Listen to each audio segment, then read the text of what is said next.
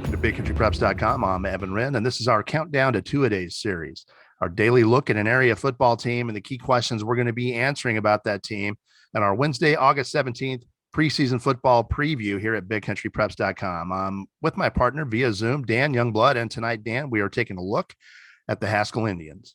Yeah, and this is a Haskell team that on paper looks like they'll be improved over last year's 4-7 product. They bring 17 lettermen back among the 23 they had a year ago.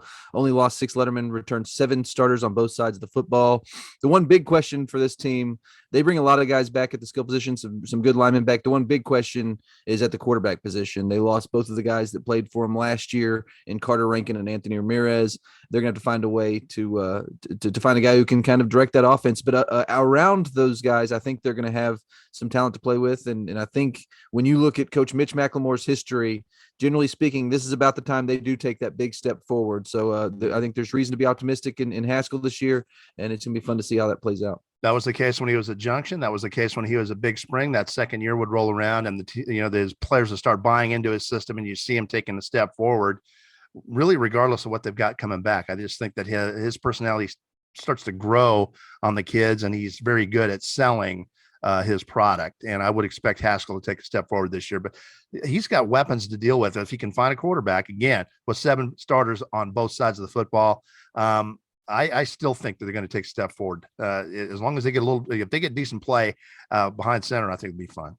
Yeah, and that's the thing is in front of their quarterback, whoever that is, they're going to have a really nice offensive line. You look at some of the guys they got back, a lot of experience at those positions, and some guys that have played a lot of football for them. And then around those guys, you've got some weapons. And Marquise Johnson at that running back, wide receiver kind of hybrid position, he's a playmaker for him. He's a guy that has a chance, I think, to have a big year this year as a senior. Trevor Henry's another running back that was able to do some nice things last year. And then Corey Mathis at the tight end position, he's a guy that is a weapon for him as well. But again, it all kind of goes back on offense to who's kind of calling the signals there. But like you said, Coach Mitch McLemore has built a program or two. He knows what he's looking for out of that position. I think he'll find a guy who can handle it. And defensively, they also bring back one of the better linebackers that we would expect in the area this year in Brock Bridges. Had 80 tackles a year ago as a junior, coming back for his senior year. Had good numbers, and he would probably be expected to headline that defense. The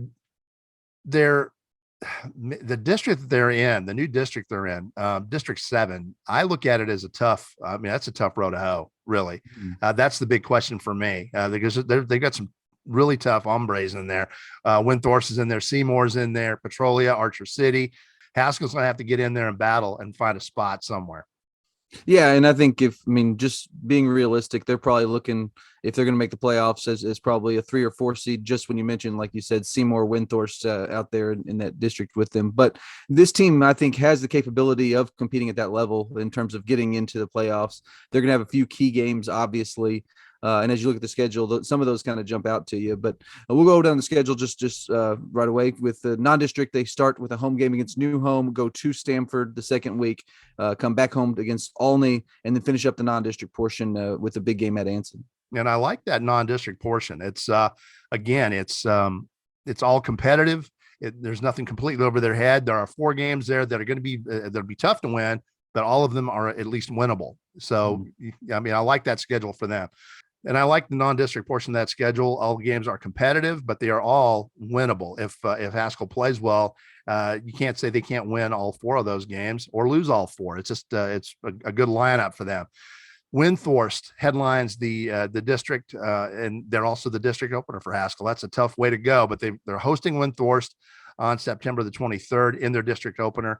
That'll be followed by Petrolia on the 30th. Monday at home on the 7th, Archer City on the road on the 14th, Seymour at home on the 21st, and then a season finale at Electra on the 28th of October. And if we were going to pick a game of the year for this outfit, I've got 2. I think there are 2 very tough games, but winnable games. And if Haskell can win them, they're going to be in a lot better position. That road date at Petrolia is winnable. And then the home date against Seymour is also, it's a winnable game. It'll be a very tough, competitive game. But if Haskell can win those 2 ball games, they're going to be in a lot better shape and have a shot maybe at getting a higher playoff seed. Yeah, I mean, I think that Petrolia game to me is kind of the one that jumps out, the one that directly follows that Windthorst game. You go on the road against a Petrolia team. If you can win that, I think it kind of sets you up to have a nice little run there where you got Monday next. And then, like you said, you got 3 games at the end at Archer City versus Seymour and then at Electra. We're talking about a lot of tough games, but if you can get a couple of wins, in your pocket there, you feeling better about going down that last stretch. Absolutely. I think you have to look at Windthorst as the favorite in that district, clear cut. But the teams are going to be battling for that number 2 seed are going to be Petrolia. It's going to be Seymour, possibly Electra, maybe Archer City. But the two that really stand out are going to be Petrolia and Seymour. And if Haskell can win those, they could have a shot at a number 2 seed. That's not an impossibility at all.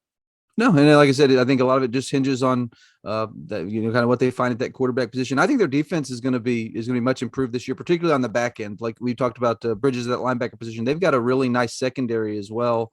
Some experience there that I think you'll see. Especially got Justin Maynard, a defensive back with 5 interceptions last year. He's back to lead that group. So I really like the back end of their defense.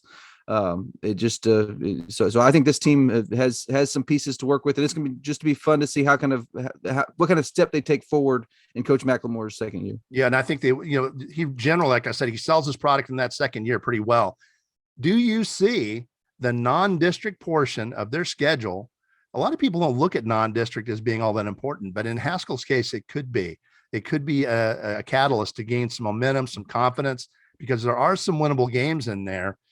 If Haskell comes away with 2-2 or 3-1, how much momentum will they carry into district? I think there's some important games for them early just to gain momentum.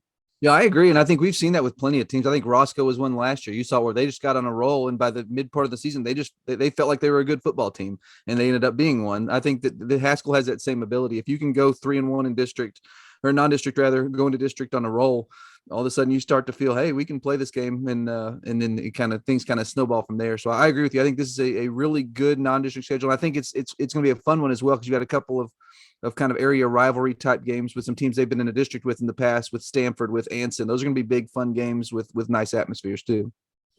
And with that, it's just about time to wrap up this installment of the Countdown to Two-A-Days series, the Haskell Indians. But before we do that, we want to remind you that we've got 3 separate subscription packages here at bigcountrypreps.com. We've got a monthly for $5 a month.